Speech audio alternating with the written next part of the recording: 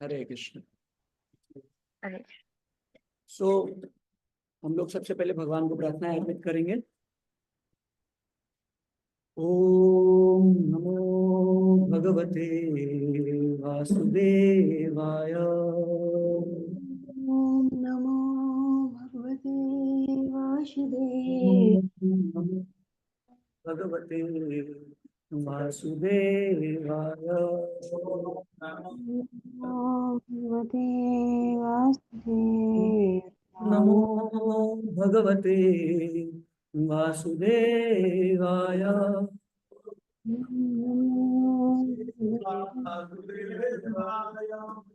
नारायण नमस्कृत्यं नरं चैव नरोत्तमं देवीं सरस्वतीं व्यासं ततो जयमुदीरये नष्टप्रायेषु भद्रेषु नित्यं भागवत्सेवया भगवती उत्तम श्लोके भक्तिर्भवति नैष्ठिकी। कृष्णाय वासुदेवाय देवकी नंदनाय च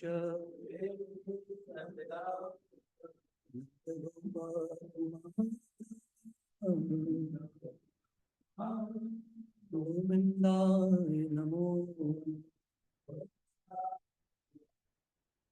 रामाय रामभद्राय रामचन्द्राय वेधसे नाथाय नाथाय सीताय पतये नमः। मनोजवं मारुततुल्यवेगम् जितेन्द्रियं बुद्धिमतां वरिष्ठम् वातात्मजवानरयूथमुख्यम् श्रीरामदूतं शरणं प्रपद्ये।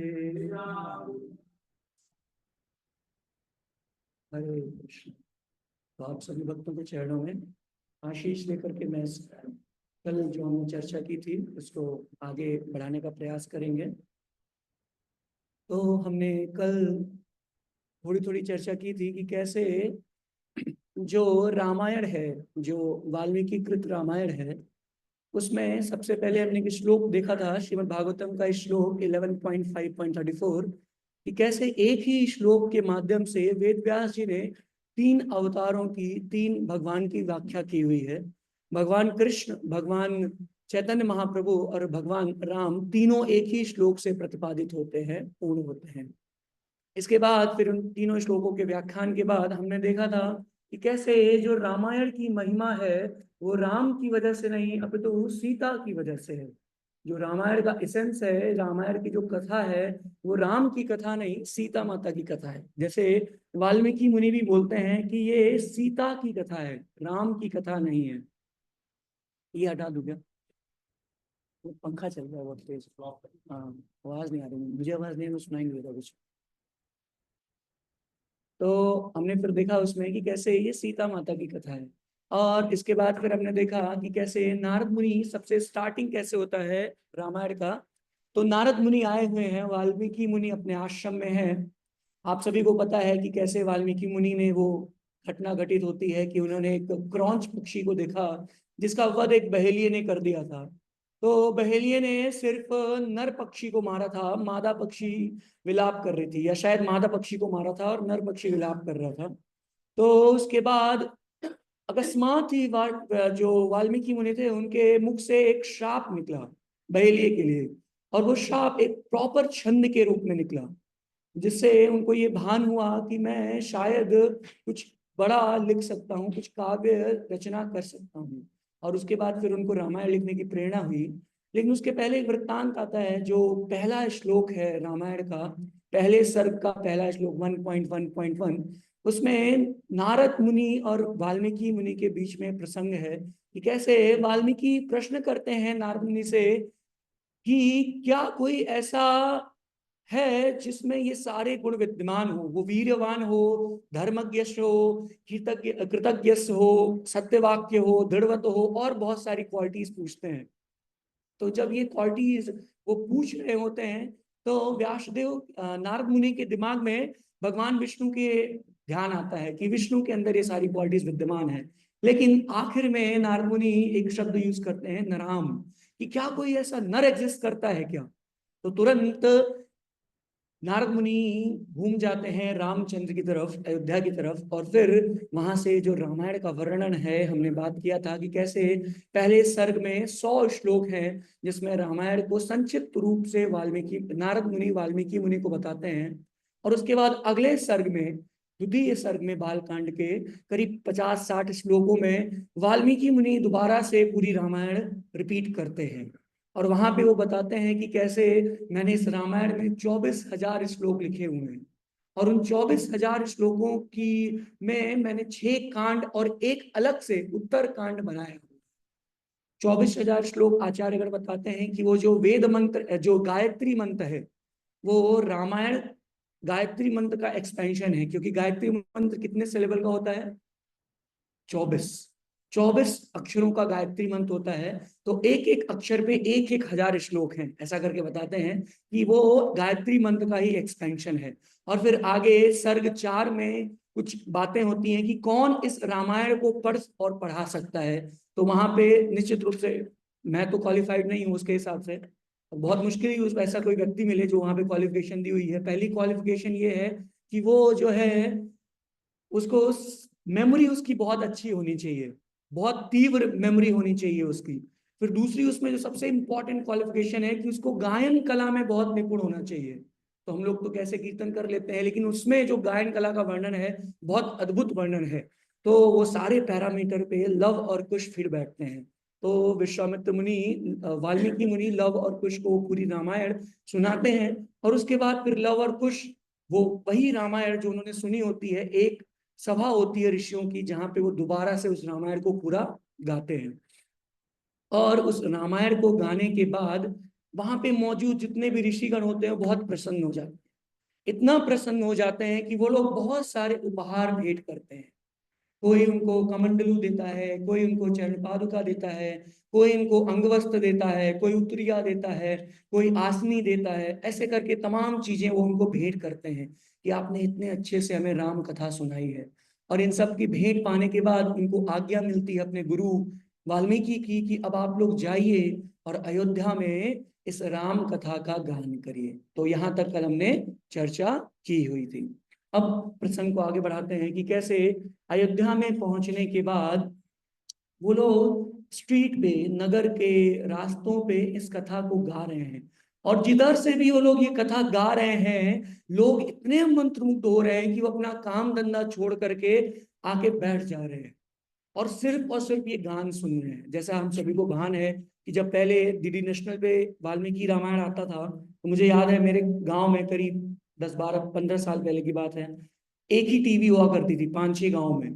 तो पूरा हॉल खचाखच 200, 250, 300 लोग, संडे के दिन दोपहर में 11 बजे आता था, पूरा हॉल भरा रहता। उस दिन कोई काम नहीं, किसी को कोई ऑफिस नहीं, कोई ड्यूटी नहीं, सिर्फ और सिर्फ रामायण सुनना है। मैंने तो एक बार सुना था, कोई भक्त शेयर कर रहे थे कि एक बार ट्रेन तक रुक गई थी रामायण सुनने के लिए। इतना अधिक लोगों के अंदर वो थी, इच्छा थी भगवान राम की कथा सुनने के लिए। तो कुछ उसी प्रकार से जब लव कुश वहां पे आदि काव्य पाठ कर रहे थे, रामायण का पाठ कर रहे थे, तो लोग इतने मंत्रमुग्ध हो गए थे कि वो सब कुछ अपना सारी क्रियाकलापों को छोड़ करके सिर्फ और सिर्फ भगवान की लीला को सुनने के लिए आ गए। देखिए पहले के समाज में जो वैदिक सभ्यता थी, आज से 50-60 साल पहले भी ये प्रमुख कार्य होता था। क्या कि हर एक व्यक्ति जो है वो भगवान के क्रियाकलापों को सुनना चाहता था। अभी वो परिवर्तित रूप में हर एक व्यक्ति न्यूज़पेपर सुनना चाहता है। जो लोग हैं, जैसे एक बार एक कथा में परम पूज्य राधा गोविंद महाराज बता रहे थे कि ये कैमरा वगैरह तब आया जब सारे अच्छे लोग चले गए। तो एक व्यक्ति बहुत नाराज हो गया, उसने बोला महाराज जी आपके हिसाब से अभी कोई अच्छे लोग हैं ही नहीं है क्या? तो महाराज फिर बताते हैं कि देखिए, मेरा कहने का ये आशय नहीं था कि कोई अच्छे लोग नहीं है, लेकिन जो वाकई में अच्छे लोग थे, राम जी थे, उनके पुत्र थे, उनके भाई थे, वो लोग जब चले गए तब ये कैमरा और न्यूज़पेपर वगैरह आए। अगर आप आज न्यूज़पेपर देखिए तो 90% 99% उसमें इंफॉर्मेशन किसी की हत्या, कहीं डकैती, कोई रेप, कहीं कुछ यही रहता है। लेकिन आप राम कथा सुनिए, राम कथा ऐसा वर्णन मैंने कल भी बताया था कि राम कथा क्लेश को तुरंत खत्म कर देती है। जो क्लेश की अग्नि है हृदय में, जो दुख उत्पन्न हो रहा है किसी भी वजह से, आप 5 मिनट कोई भी राम कथा एक प्रासंगिक आचार्य से सुनिए, एक प्रमाणिक गुरु से सुनिए, तो वो राम कथा तुरंत उसका नाश कर देती है। इतनी शक्ति है राम कथा में। और अगर आप न्यूज़पेपर पढ़िए तो आप अगर टेंशन फ्री हैं तो आपको टेंशन मिल जाएगी कि अरे वहां ये हो गया, अरे रशिया यूक्रेन में लड़ाई हो गई, इंडिया में क्या हो रहा है उसका, उससे फर्क उनको रशिया यूक्रेन की चिंता ज्यादा है। खाना हजम नहीं हो रहा है, रशिया यूक्रेन में युद्ध हो रहा है, तो इतनी टेंशन हो जाती है न्यूज़पेपर पढ़ने से। और एट द सेम टाइम अगर आप रामायण का कोई भी एक प्रसंग उठा लीजिए तो आपको बहुत ही दिव्य चेतना प्राप्त होती है और सारे दुख आपके दूर हो जाते हैं। तो ऐसा करके कुछ दोनों भाई अयोध्या की सड़कों में ये सुना रहे। तो समहाउ शत्रुघ्न वहां से गुजर रहे थे और शत्रुघ्न को कानों में ये वाक्य पढ़ते हैं, राम कथा के वाक्य, तो वो मंत्रमुग्ध हो जाते हैं और वो वहीं सुनने लगते हैं और जाकर अपने बड़े भाई भरत को बताते हैं कि ऐसा कुछ हो रहा है, आप भी आइए। भरत जी जाते हैं, वो भी मंत्रमुग्ध हो जाते हैं, वो लक्ष्मण को बोलते हैं और लक्ष्मण तीनों भाई मिल करके राम जी के पास जाते हैं और राम जी के पास जाते हैं और राम जी से अनुनय विनय करते हैं कि आप भी चल के सुनिए, आपकी ये दिव्य कथा का, ये सारे अयोध्या वासी इस प्रेम में अपना सब कुछ भूल गए हैं, इतना मंत्रमुग्ध हो गए हैं। तो राम जी कहते हैं कि अगर ऐसी बात है तो एक प्रॉपर पंडाल प्रोग्राम लगाया जाए, क्यों सब लोग अलग अलग जाकर के सुनेंगे, एक पंडाल प्रोग्राम का अरेंजमेंट किया जाए और वहां पे हम लोग जो है सब लोग बैठ करके पूरे अयोध्या वासी वहां पे सुनेंगे। तो हॉलीडे किया जाता है कि आज जो है 2-3 दिन का हॉलीडे है, लव कुश स्पेशल गेस्ट हैं, पूरा आसन लगा हुआ है, राज दरबार खचा खच भरा हुआ है, जगह नहीं है। जैसा वो वर्णन आता है ना कि चैतन्य चैतन्य में वर्णन आता है कि जब चैतन्य महाप्रभु को मिलने गए थे तो चैतन्य महाप्रभु किसी एक घर में रुके हुए थे, शायद चंद्रशेखर आचार्य या किसी के घर में, चंद्रशेखर आचार्य के घर में रुके हुए थे। तो वहां पे सारे मायापुर के, नवदीप के, अगल अगल बगल के लोग, सब लोग गए थे चैतन्य महाप्रभु का दर्शन करने के लिए। और चैतन्य महाप्रभु किवाड़ अंदर से बंद कर रखे थे, चंद्रशेखर आचार्य को बोले थे कि खोलिएगा नहीं, नहीं तो बहुत ज्यादा लोग आ जाएंगे। तो लेकिन ये लोग इतने उत्साहित थे कि कोई नदी को पार कर रहा है, कोई पुपई जो होती है ना, जलकुंभी जिसको बोलते हैं, उसको पकड़ के नदी पार कर गया, कोई लट्ठा है, लकड़ी गिरी हुई है नदी में, उसको पकड़ करके नदी पार कर गया, कोई कोई पेड़ पे चढ़ा जा रहा है सिर्फ चैतन्य महाप्रभु को दर्शन करने के लिए। उसी प्रकार से जब ये राम कथा लव कुश सुना रहे हैं तो एक रत्ती भर भी जगह नहीं है, लेकिन फिर भी क्योंकि राज दरबार है तो एक उसकी महिमा है, इसलिए राजा राम जो है वो सिंहासन पे बैठे हैं, उनके भाई अगल बगल विराजमान है, सारी रानियां कौशल्या सुमित्रा कह के ये लोग बैठी हैं, गुरुवर बैठे हैं और सारी प्रजा घेरे हुई है और सेंटर में एकदम मध्य में लव कुश का सिंहासन लगा हुआ है, वहां पे वो लोग ये राम कथा प्रारंभ कर रहे हैं।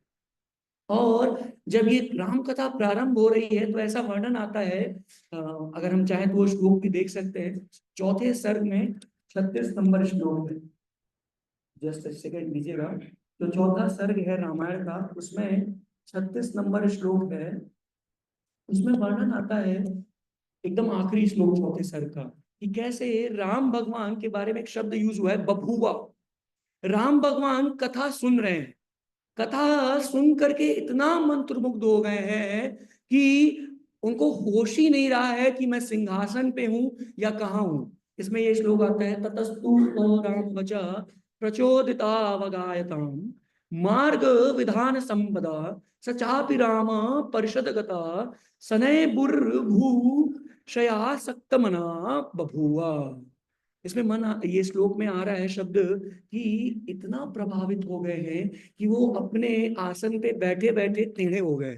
राम जी ऐसे, राजा ऐसे सीधे बैठता है लेकिन राम जी स्लिप कर गए हैं, अपने आसन से नीचे उतर गए हैं, उनको पता भी नहीं चल रहा है। और पहले कहाँ उनके और शत्रुघ्न के बीच, उनके और लव कुश के बीच में करीब 40 50 फीट की दूरी रही होगी, राम जी वो दूरी पार कर चुके हैं और एकदम लवकुश के मुख मंडल के सामने आकर के बैठ गए हैं और वहां पे वो कथा इतने तन्मयता के साथ सुन रहे हैं। बैठे हुए नहीं है वो, कैसे हैं, बभूवा, खड़े हो गए हैं, इतना अधिक तल्लीन हो गए हैं। और इसमें एक वर्णन और भी कहीं तो मैंने सुना था कि हनुमान जी जो है वो बगल में बैठे हुए हैं, वो भी इतना मंत्रमुग्ध हो गए हैं कि बीच में वो राम जी के ऐसे पैर पे मार देते हैं, एक ऐसे दे देते हैं, उनको भान ही नहीं रहता कि राम जी बगल में बैठे हुए हैं, इतना सब लोग मंत्रमुग्ध हो गए हैं कथा सुनने में। तो ऐसा वर्णन आता है।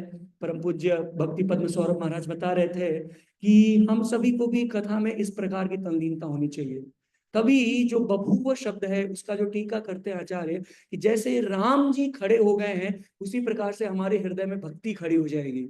अगर हम सभी इतने एब्जॉर्प्शन के साथ कथा सुनने का प्रयास करेंगे तो हमारे हृदय की जो भक्ति अभी सोई हुई है उसको भी जगाने का कार्य हो जाएगा।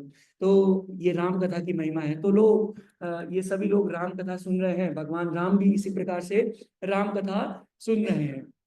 तो एक वर्णन इसमें एक और आचार्य टीका करते हैं कि देखिए हो सकता है हम सभी लोग राम के प्रति आसक्त न हो सकता है कि हम लोग को राम के नाम में, कृष्ण के नाम में रुचि ना हो, लेकिन अगर हम लोग ठीक ठीक राम का नाम और कृष्ण का नाम का जप करेंगे तो राम और कृष्ण अपने नाम को सुनने के लिए विवश हो जाते हैं। देखिए राम कथा किसकी कथा है, राम की, और सुन कौन रहा है, राम। मतलब भगवान राम अपनी कथा सुनने के लिए इतने आतुर है कि अगर कोई भी गाएगा उनकी कथा तो भगवान राम सुनने के लिए आ जाएंगे। स्व स्व कथा कृष्ण श्लोक आता है ना भागवतम में कि अपनी कथा सुन करके भगवान इतने प्रसन्न हो जाते हैं।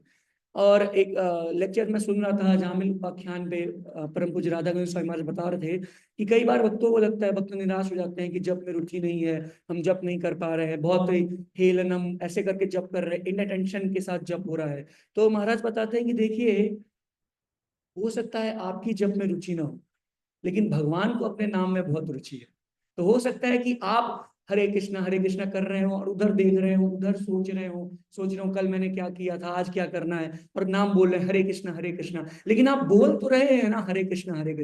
तो जिसका नाम है उसको उसमें बहुत अट्रैक्शन है, तो वो आएगा। हो सकता है कि आपको रुचि ना हो और ग्रेजुअली फिर आपको रुचि भी आ जाएगी। तो उसी प्रकार से अगर हम लोग जैसे यहाँ पे देखेंगे, इस प्रसंग में भी आप देख सकते हैं कि राम जी, सब कोई राम कथा सुन रहे हैं और राम जी भी राम कथा सुन रहे हैं और वो भी अपने बारे में इतना रुचि लेकर के एक राम कथा सुनने का प्रयास करते हैं। ऐसा वर्णन आता है कि जो रामायण है वो काम को नाश करता है और जो महाभारत है वो ईर्ष्या को नाश करता है। क्योंकि महाभारत में किसका वर्णन है, दुष्ट कौन है महाभारत में, दुर्योधन। दुर्योधन को क्या हुआ, ईर्ष्या, मुझे मिले ना मिले लेकिन इनको मिलना। ऐसा राधा गोविंद महाराज लेक्चर में बता रहे थे कि कृष्ण भगवान जाते हैं तो बोलते हैं कि संधि पत्र लेके जाते हैं ना शांति दूत बन के कि ठीक है थोड़ा एक काम करो, तुम दे तो नहीं पा रहे हो, 5 गांव तो दे दो, कम से कम 5 गांव दे दो, 5 पांडव, देखो क्षत्रिय है, ब्राह्मण या शूद्र तो है नहीं कि शासन के बिना रह लेंगे, क्षत्रिय है तो एटलीस्ट 5 गांव दे दो, एक एक गांव के जमींदार बन जाएंगे। तो दुर्योधन कहता है कि मैं उसको सुई की नोक के बराबर भी जमीन न दूंगा। एक कविता है रामधारी सिंह दिनकर की कि दुर्योधन वो भी दे न सका, आशीष प्रभु का ले न सका। वो बोला कि मैं सुई की नोक के बराबर भी जमीन दे दूं, चाहिए युद्ध करके ले। तो दुर्योधन को इतनी ईर्ष्या थी कि जो मेरे पास हो या ना हो लेकिन पांडवों के पास होना ही चाहिए। इसी प्रकार से महाभारत में ईर्ष्या का नाश होता है, लेकिन जो रामायण है उसमें किसका वर्णन है, कौन दुष्ट है रामायण में, पुलस्त्य का नाती रावण, उसका वर्णन है। तो पुलस का जो नाती है वो क्या है, कामुक है, अतिशय काम से ओतप्रोत है। लेकिन अगर हम राम कथा सुनेंगे तो महाराज बता रहे थे कि राम कथा रामायण अभी भी हमारे हृदय में चल रही है, अभी भी हृदय में चल रही है, क्योंकि अभी भी हमारा हृदय किससे ओतप्रोत है, काम से। अगर हम राम कथा सुनेंगे तो जो राम के बाण है वो इस काम का नाश करेंगे। तो इसलिए राम कथा की ये महिमा है कि अगर हम राम कथा ध्यान पूर्वक सुनेंगे, जैसे यहाँ भगवान अपनी कथा को ध्यान से सुन रहे हैं, उसी प्रकार से अगर हम ध्यान पूर्वक ध्यान लगाएंगे तो हमारे हृदय में जो काम की वासना है वो काम का नाश संभव है। तो यहाँ पे हमने देखा कि कैसे राम कथा को लवकुश सुन रहे हैं, लवकुश के माध्यम से राम जी सुन रहे हैं। अब ऐसा नहीं है कि पहली बार लवकुश से राम जी की भेंट हुई है। एक्चुअली में जो राम कथा की स्टार्टिंग है, जो पहला प्रसंग आता है राम कथा का, वो शुरू होता है जब इन्होंने अश्वमेध का यज्ञ छोड़ा हुआ है। अश्वमेध का यज्ञ छोड़ा हुआ है और वो यज्ञ पे उन्होंने चुनौती लिखवाई है। राम जी ने क्या चुनौती लिखवाई है कि अगर किसी में हिम्मत हो तो इसको पकड़ के दिखाए। यानी मोटा मोटा लिखवाया है कि अगर किसी को अयोध्या से वैर करना हो तो इसको पकड़ के दिखाए। तो लव कुश वो भी क्या है, क्षत्रिय। तो जैसे ही उनके आश्रम में ये अश्व जाता है तुरंत वो उसको पकड़ लेते हैं। इसलिए नहीं पकड़ते कि उनको किसी राज्य की अभिलाषा है, वो इसलिए पकड़ते हैं क्योंकि ये कैसे कोई चैलेंज कर सकता है। एक जगह प्रभुपाद जी लिखते हैं तात्पर्य में कि अगर क्षत्रिय को दो चीजों के लिए कोई अप्रोच करता है, पहला, कोई युवती अगर उनसे संग के लिए अप्रोच करती है तो उनको मना नहीं कर सकते, और दूसरा, अगर कोई उनको सामने से चैलेंज देता है कि मैं तुमसे युद्ध करूंगा तो वो उनको मना नहीं कर सकते। ये दोनों चीज वो मना नहीं कर सकते हैं क्षत्रिय। तो जब लव कुश को ये चैलेंज दिखता है अशोक के माथे पे कि किसी के अंदर सामर्थ्य हो तो इस घोड़े को पकड़ के दिखाई, तो तुरंत वो एक्सेप्ट करते हैं और पकड़ लेते हैं। अभी उनको राम के बारे में उन्होंने सुन रखा है, सीता के बारे में उन्होंने सुन रखा है, लेकिन उनको पता नहीं है राम कौन है और सीता कौन है। तो वो अश्व छोड़ नहीं रहे हैं। लक्ष्मण आए, शत्रुघ्न आए, भरत आए, सब कोई हार के जा रहे हैं। हनुमान जी को बंदी बना दिया है, लेकिन अश्व छोड़ नहीं रहे। क्यों छोड़ नहीं रहे? क्योंकि वो बार बार कहते हैं मुझे राम से मिलना है। जब तक आप अपने राजा राम से नहीं मिलाएंगे जिन्होंने ये चुनौती दी है, मैं अशोक को नहीं छोड़ूंगा। पूरी अयोध्या की सेना हार गई है, राम जी स्वयं आ गए हैं। ऐसा एक वर्णन आता है एक जगह रामायण में, वाल्मीकि रामायण में नहीं ये वर्णन है, किसी और रामायण में वर्णन है। महाराज बता रहे थे कि राम जी स्वयं आ गए। लव कुश को पता नहीं है, राम जी ने भी बताया नहीं है कि मैं राम हूं। और वहां पे राम जी पहुंच गए हैं। तो राम जी लड़ाई नहीं करते हैं, क्योंकि लड़ेंगे तो हरा ही देंगे ना, राम राम है। लेकिन फिर भी वो कुछ वहां से तर्क होता है, तो राम जी लव कुश से कहते हैं अच्छा तुम्हें राम से इतना क्यों वैर है, राम से क्या दुश्मनी है तुम्हारी? तो बोलते हैं मेरे को एक प्रश्न करना है राम से। बोलते हैं क्या प्रश्न करना है? मतलब मेरा प्रश्न करना है कि राम, जो कि सीता इतनी, मतलब इतनी करुणामयी है मदर सीता, जिनकी वजह से राम का अस्तित्व है, वो राम सीता को क्यों त्यागे? मेरे को ये प्रश्न कर रहा है। उनको ये नहीं पता कि सीता हमारी माता है, ये सब नहीं पता उनको, लेकिन ये प्रश्न कर रहा है क्योंकि ये बात चर्चित थी, क्योंकि सीता को त्याग दिया। महाराज बताते हैं अपने लेक्चर में कि मैं पहले रामायण जब मेरी दादी सुनाती थी, ये परम पूज्य भक्ति पद्म सौरभ प्रचारक महाराज, जब मेरी दादी रामायण सुनाती थी तो मैं उनको मना कर देता था। मैं उनको बोलता था कि आप कृष्ण लीला सुनाइए। तो उनकी दादी पूछती थी ऐसा क्यों? तो बोलते थे मेरे को राम लीला में रुचि इसलिए नहीं आती थी क्योंकि राम जी ने सीता को वन में भेज दिया। और महाराज बोलते हैं कि मुझे अभी तक इस पे विश्वास नहीं है कि क्यों राम जी ने सीता को वन में भेजा। कई लोग बोलते हैं कि अगर सीता वन में न जाती तो वाल्मीकि जी रामायण न लिखते, अगर सीता वन में न जाती तो ये ना होता वो ना होता। ठीक है, सब कुछ ठीक है, लेकिन मेरे हृदय इसको एक्सेप्ट नहीं करता है। तो यही सेम प्रश्न लव कुश ने भी किससे पूछा? राम जी से पूछा कि आपने सीता को वन में क्यों भेजा? तो राम जी कहते हैं अच्छा तुमको बहुत पता है सीता के बारे में, तुमको बहुत पता है राम के बारे में। अरे राम तो राजा है, राम तो इतना बलशाली है, राम तो इतना महान है, उसको सीता की क्या आवश्यकता? सीता तो एक सिंपल स्त्री है, उसकी क्या आवश्यकता है? तब वहां पे बाल कांड के आखिरी सर्ग में, 77वें सर्ग में आखिरी 4 श्लोक बोलते हैं। वो 4 श्लोक इतने महत्वपूर्ण है, महाराज बताते हैं कि वो 4 श्लोक रामायण की आधारशिला है। वो 4 श्लोक जस्टिफाई करते हैं कि क्यों वाल्मीकि मुनि ने द्वितीय सर्ग के 7वें श्लोक में बोला है कि रामायण सीता चरितम। रामायण राम का चरित नहीं है, सीता का चरित है, क्योंकि बिना सीता के राम का एग्जिस्टेंस पॉसिबल नहीं है। तो हम आज की कथा में उन 4 श्लोकों को एक एक करके देखने का प्रयास करेंगे। तो आप सभी लोग जिनके पास भी वाल्मीकि रामायण हो, रविंदर को से रिक्वेस्ट करेंगे, आप लोग वर्ष 26 खोल सकते हैं। लास्ट जो सर्ग है, मेरे ख्याल से 77वां सर्ग है, 77 सर्ग है, उसका वर्ष 26 आप लोग बोल सकते हैं। वाल्मीकि रामायण बाल कांड, जस्ट सेकंड मैं भी ओपन कर रहा हूँ।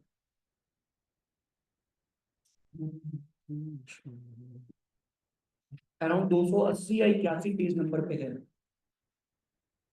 281 282 नंबर पेज पे है।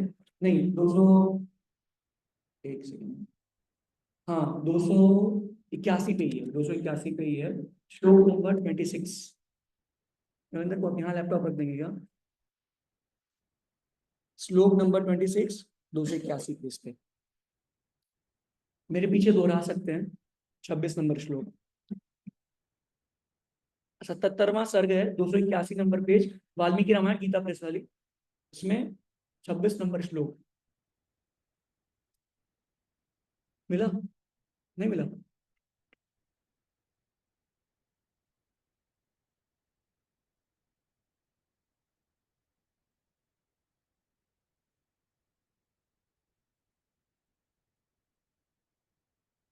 मैंने स्क्रीन शेयर कर दिया, जिनको ऑनलाइन चल रहा है वो देख सकते हैं। 26 नंबर श्लोक है, तो मैं बोल रहा हूँ, आप लोग मेरे पीछे दोहरा सकते हैं। मिला? नहीं मिल रहा? ठीक है, तो मैं बोल ही देता हूँ, रहने दीजिए, फिर repeat करें। मिल गया? अच्छा, 26 नंबर श्लोक है। मनस्वी तदगर्मनास्तस्य हृदय समर्पिता प्रिया तु सीतारामस्य दारा पितृकृता इति। देखिए, बहुत ही सुंदर श्लोक है। इन चारों श्लोकों से दाम्पत्य जीवन शुरू से लेकर के आखिरी तक बहुत अच्छे से निभा सकता है कोई भी व्यक्ति। शुरू से लेकर के मतलब ब्याह से पहले से, किससे ब्याह करना है, कैसे ब्याह करना है, और आखिरी यानी कैसे उसको निभाना है, बहुत अच्छे से इन चार श्लोकों के माध्यम से देख सकता है। पहला जो श्लोक है, इसमें एक बहुत महत्वपूर्ण वर्ड आया है, पितृकृता। राम जी ने सीता माता को फुलवारी में देखा और लक्ष्मण जी से कहे कि मेरा मन अकस्मात ही सीता की तरफ आकर्षित हो रहा है, तो हो ना हो मेरा इनसे पिछले जन्म का कोई रिश्ता है, तेरा मुझसे है पहले का नाता कोई। तो ऐसे करके उन्होंने बोला कि मेरा कोई ना कोई पहले का रिश्ता है, नहीं तो मेरा मन किसी और स्त्री में जा ही नहीं सकता है। लक्ष्मण जी थोड़ा शर्मा रहे थे कि भैया कैसी बातें कर रहे हैं, लेकिन वहां राम जी बोलते हैं। तो यहाँ पे देखिए, राम जी को प्रेम था सीता माता के प्रति, लेकिन यहाँ जो श्लोक है, जो लौकुश बोलते हैं, श्लोक में क्या है? पितृकृता। पितृकृता का अर्थ है कि राम जी ने सीता माता के साथ ब्याह इसलिए किया क्योंकि वो पिता की इच्छा थी। अपनी इच्छा से उन्होंने सीता माता से ब्याह नहीं किया। किससे ब्याह किया? पिता की इच्छा। तो महाराज बताते हैं कि आजकल बहुत सारे लोग कहते हैं कि पहले प्रेम हो जाएगा फिर हम परमिशन ले लेंगे। नहीं, परमिशन ज्यादा जरूरी है। वाल्मीकि जी जो है, वशिष्ठ मुनि, वशिष्ठ मुनि बोलते हैं उनसे, राम इनसे सदानंद उनके वो होते हैं जनक जी के पुरोहित, और इधर के पुरोहित होते हैं वशिष्ठ। तो सदानंद जी बोलते हैं वाल्मीकि से, अभी वाल्मीकि से राम लक्ष्मण गए हैं कि अभी ब्याह करा देते हैं इन लोग का भी। तो राम जी तुरंत कहते हैं पहले कौन आएंगे? पहले संदेशा भेजिए कौशल देश को, दशरथ जी आएंगे, विवाह तय होगा तब मैं विवाह करूंगा। धनुष मैंने इसलिए तोड़ दिया क्योंकि मेरे गुरु की आज्ञा थी कि आप धनुष को देख के आओ, तो मैंने देखने देखने में तोड़ दिया। सीता से ब्याह करना मेरा लक्ष्य नहीं था। श्लोक है वाल्मीकि रामायण में। सीता से ब्याह करने का मेरा कोई लक्ष्य नहीं था, मैंने धनुष सिर्फ इसलिए तोड़ा कि मेरे गुरु की आज्ञा थी। अब ब्याह की चर्चा आप मेरे पिता से करिए, मैं इसका वो नहीं ले सकता हूँ। तो यहाँ पे उन्होंने एक आदर्श पुत्र का रोल प्ले किया कि कैसे जो ब्याह है वो अपने मनमाफिक नहीं करना चाहिए, किसकी आज्ञा से करना चाहिए, मतलब जो कर रहे हैं उनके लिए, तो उनको अपने पिता और माता की आज्ञा से ही करना चाहिए, और जहां पे वो लोग कहें। ऐसा क्यों बोल रहे हैं? क्योंकि देखिए आप इसका रिजल्ट देखिए। कहते हैं ना कि love at first sight and divorce at first sight. तो आप देखिए, रिसर्च है, मैं कुछ भी अपने मन से नहीं बोल रहा हूँ ना। जो ऐसी मैरिजेस होती हैं 3 साल, with in 3 years 70% of marriages go into divorce. लेकिन राम जी की शादी देखिए सीता माता के साथ हुई, 14 साल सीता माता को वन में रहना पड़ा। वर्णन आता है वाल्मीकि रामायण में कि सीता माता कभी भी नंगे पांव नहीं चली थी, उनके पैर जमीन को स्पर्श तक नहीं किए थे। वो सीता माता को कंकड़ और पत्थर पे चलना पड़ा है, लेकिन फिर भी उन्होंने ये नहीं बोला कि आप जाइए मैं थोड़ा दिन मायके में रह के आती हूँ। क्यों? क्योंकि वो पिता की आज्ञा से विवाह हुआ। तो वहीं से स्टार्टिंग है, पिता की आज्ञा। तो ये 26 नंबर श्लोक है। फिर दूसरा जो श्लोक है वो हम लोग रिसाइट करने का प्रयास करेंगे, 27 नंबर श्लोक। गुणाद्रोप गुणा चापे प्रीति भूर्योभिवर्धते तस्याश्च भर्ता दिग्गुणम् हृदय परिवर्तते। उसके बाद जो बहुत इंपॉर्टेंट श्लोक है, देखिए इसमें कितना मधुर से बताया गया है, इतना अच्छे से रामायण टीचिंग दे रहा है। आप देखिए, सबसे पहले वर्ड आया है गुणाद, फिर दूसरा शब्द है रूप। राम जी पहले सीता माता के गुणों से आकृष्ट होते हैं, और फिर किससे आकृष्ट होते हैं? उससे आकृष्ट होता है। पहले रूप को तवज्जो नहीं दिया है। देखिए बहुत सारे ऐसे वर्णन हैं आपको दिखेंगे भागवतम में, महाभारत में, रामायण में। इनके ध्रुव ध्रुव जी के पिताजी का नाम क्या था? उत्तानपाद। उत्तानपाद की कौन रानियां थी? दो, सुरुचि और सुनीति। सुरुचि रूप वाली थी, सुनीति गुण वाली थी। तो उन्होंने किसको वैल्यू दिया? सुरुचि को। रूप को वैल्यू दिया, इसलिए जीवन में इतनी टेंशन है। ध्रुव महाराज का केस हो, क्योंकि उन्होंने किसको वैल्यू दिया? रूप को। सिमिलरली रामायण में भी वर्णन है कि दशरथ जी जब राम को घोषित करते हैं कि राम राजा बनेंगे, तो राम जी कौशल्या के पास भेंट करने के लिए जाते हैं, तो कौशल्या बहुत खुश है। उनके लिए सोने का सिंहासन सजाया है, 56 भोग बनवाए हुए हैं। क्यों बनवाए हुए हैं? क्योंकि वो राम से कहती हैं कि मेरी आज इच्छा पूरी हो रही है। क्यों? क्योंकि तुम राजा बनोगे तो मैं क्या बनूंगी? राजमाता। और अगर मैं राजमाता बनी, तो जब से कैकेयी आई है, ऐसा कोई ईर्ष्या नहीं है उनको कैकेयी से, लेकिन बोलती है, वाल्मीकि रामायण में ये श्लोक है कि जब से कैकेयी आई है, क्योंकि कैकेयी का रूप बहुत अच्छा है, सुंदर बहुत है वो, तो दशरथ मैक्सिमम टाइम कैकेयी के पास रहते हैं, मुझे वो वैल्यू नहीं करते। हालांकि मैं उनकी पत्नी हूँ और वो उनकी क्या है? भार्या। मैंने कल आपको बताया था पत्नी और भार्या में अंतर। वो मैं पत्नी हूँ। जो पुत्रेष्टि यज्ञ हुआ उसमें तीनों रानियां साथ में नहीं बैठी दशरथ के, सिर्फ कौशल्या बैठी थी और दोनों रानियां साइड में बैठी थी। तो बाकी सब जगह मेरी वैल्यू है, लेकिन टाइम राजा किसके साथ स्पेंड करते हैं? कैकेयी के साथ, क्योंकि वो रूप वाली है और मैं गुण वाली हूँ।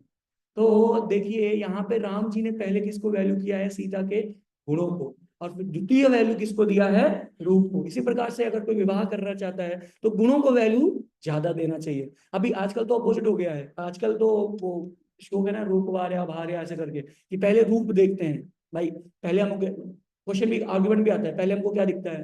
पहले तो रूप ही दिख रहा है, तो रूप अच्छा होना चाहिए ना, गुण तो देखा ही जाएगा। लेकिन एक्चुअली में लॉन्ग टर्म में क्या साथ दे रहा है? गुण साथ दे रहा है। रूप साथ देने वाला, मैंने आपको कल ही बताया था। देखिए कोई भी स्त्री होगी, उसका पति अगर इंडिया का प्राइम मिनिस्टर है और कल जा करके वो एक नॉर्मल लाइफ जीता है और उसको बोलता है कि, उसकी पत्नी बोलती है कि अब तो मैं तुम्हारे साथ नहीं रहने वाली, क्योंकि पहले जब ऐश्वर्य था तब तो मैं तुम्हारे साथ थी, अभी ऐश्वर्य छूट गया। और रहेगी भी तो बड़ी मजबूरी वस्त रहेगी, बड़े दुखी दुखी रहेगी। लेकिन सीता जी जब पंचवटी में है तो वो क्या बोलती है राम जी से कि मुझे यहाँ पे अयोध्या से ज्यादा आनंद है, क्योंकि आपका ज्यादा संग मिलता है, ऋषियों का ज्यादा संग मिलता है। तो ये गुण की क्वालिटी है, ये गुण है। इसलिए देखिए इसी 27वें नंबर श्लोक के आखिरी लाइन में क्या लिखा गया है? आखिरी लाइन में एक शब्द है जिसमें बोला गया है कि उनका हृदय परिवर्तते, प्रीति भूर्यो विवर्धते, अभी वर्धते।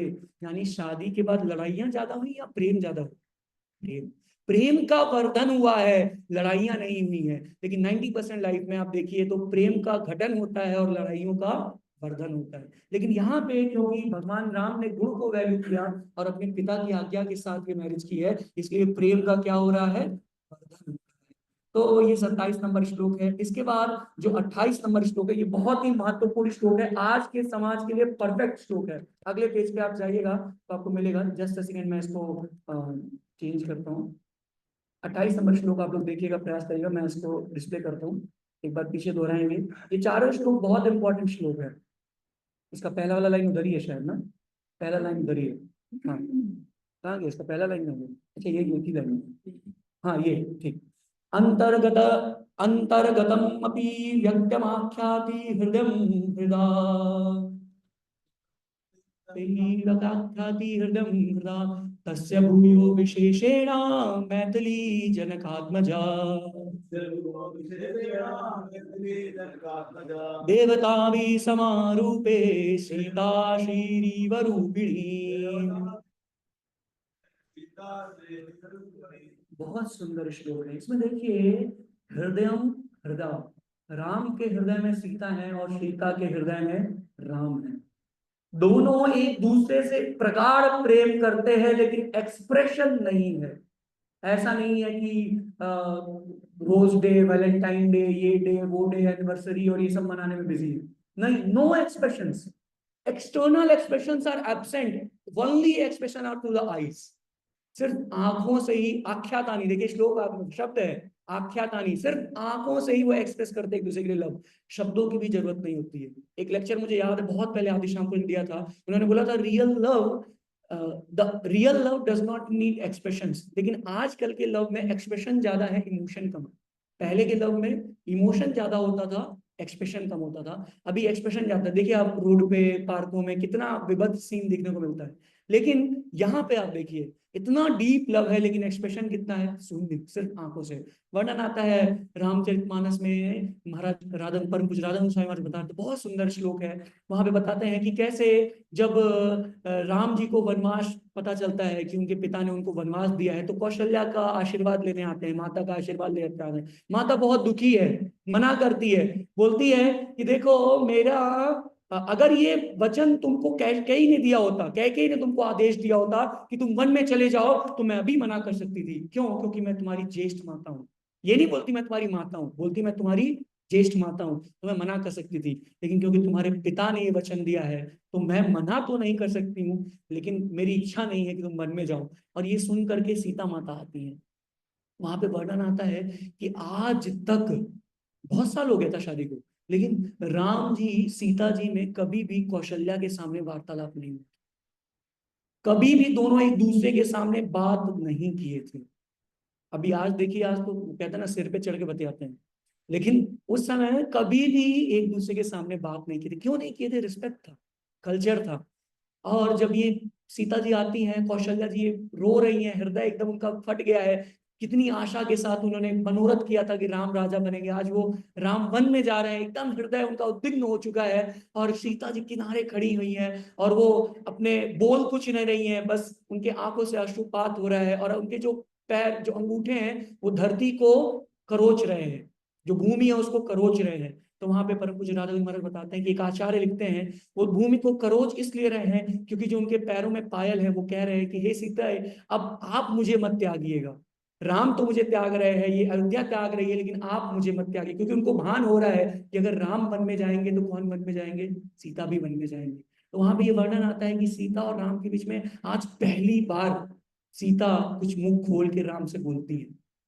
और जब बोलती हैं तो फिर इतना नीतिगत बोलती हैं। आज मैं सुबह ही सुन रहा था, वाल्मीकि रामायण में इतना सुंदर वर्णन आता है कि सीता माता बोलती है, मतलब इतना सॉफ्टली बोलती है, लेकिन एकदम खतरनाक बोलती है।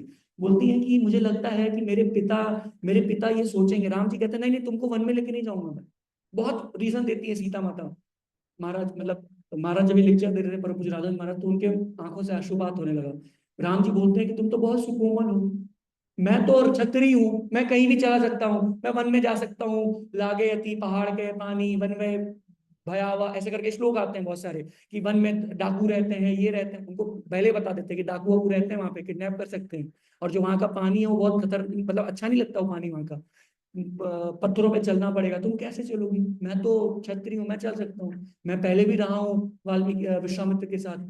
तो सीता माता रोने लगती है, और महाराज भी रोने लगते हैं। सीता माता कहती हैं कि अच्छा, मैं सुकोमल हूं और आप सुकोमल नहीं है क्या?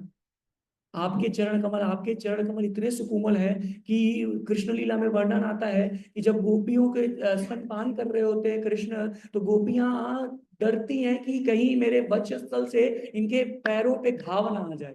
इतने कोमल इनके पैर हैं, इतने चरण कमल इतने कोमल हैं, इतना कोमल आपके चरण कमल हैं, तो क्या आपको तकलीफ नहीं होगी? तो सीता माता बहुत सारे रीजन देती हैं कि मुझे भी ले चलिए, अर्धांगिनी, मेरा आपके साथ ब्याह हुआ है, मेरी ये पूरे पतिव्रता धर्म है कि मैं आपकी सेवा में करूं। नहीं मानते हैं राम जी।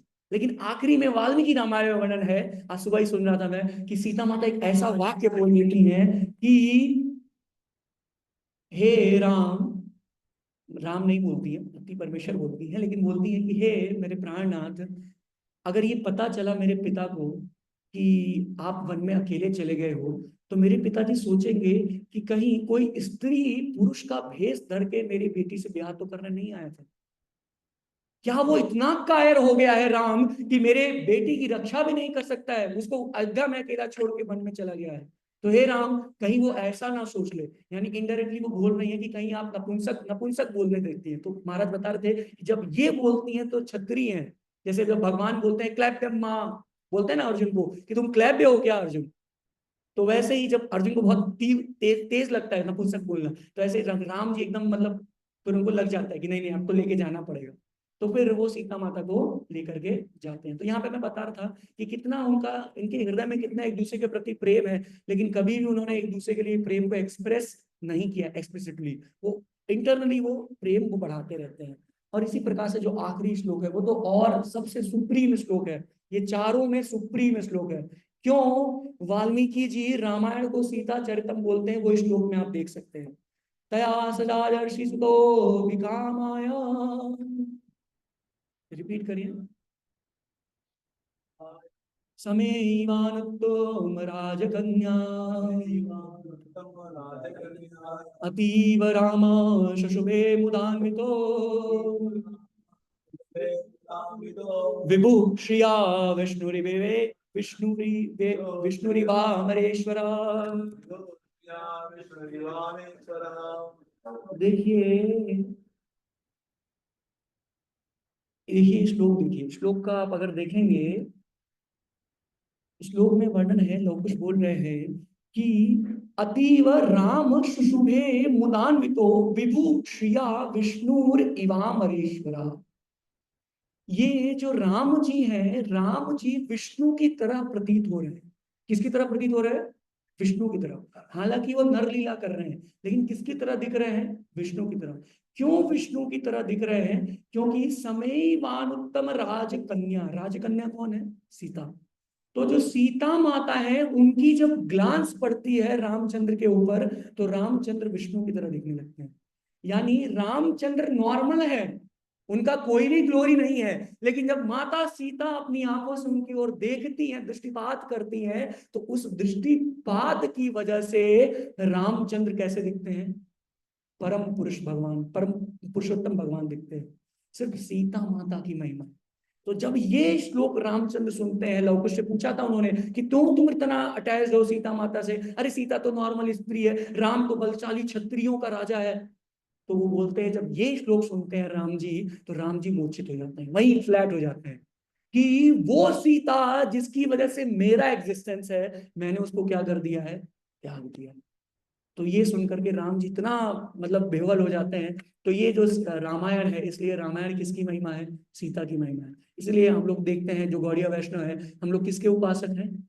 गौड़िया मतलब किसके उपासक हैं? राधा रानी के उपासक हैं। क्योंकि राधा रानी की वजह से, बहुत एक सुंदर श्लोक आता है, बहुत हाई लेवल का श्लोक है, लेकिन मैं सुना है कहीं तो कि कृष्ण का वर्शिप हम इसलिए करते हैं क्योंकि कृष्ण राधा रानी के सेवक है। अगर कृष्ण राधा रानी की सेवा ना करें, वो दूसरी वाली चंद्रावली की गैंग में चले जाएं, तो कृष्ण को छोड़ देंगे, ऐसा एक आचार्य लिखते हैं। हम कृष्ण की पूजा इसलिए करते हैं क्योंकि वो राधा रानी की आराधना करते हैं, नहीं तो राधा रानी की जो पूजा नहीं करता उसको छोड़ दें। तो इसलिए इसी प्रकार से रामायण की ग्लोरी क्यों है? क्योंकि रामायण में कौन है? सीता। अगर सीता हटा देंगे तो रामायण का नहीं एग्जिस्टेंस है। तो रामायण इसीलिए क्या बोलते हैं? रामायणम सीता चरितम। हरे कृष्ण। तो आप सभी का बहुत बहुत धन्यवाद इतने अटेंटिवली क्लास में रहने के लिए। हालांकि बहुत कुछ शेयर करने को है, बहुत कुछ है, लेकिन समय कम है। मुझे माफ करिएगा अगर मैंने थोड़ी मर्यादा का उल्लंघन किया हो या कहीं इधर उधर चला गया हूँ। बाकी आप सबके आशीर्वाद से थोड़ा राम जी के लिए कल हम लोग रामनवमी महोत्सव सेलिब्रेट करेंगे। हरे कृष्ण। शुभ बात की जय। श्री रामचंद्र भगवान की जय। जय।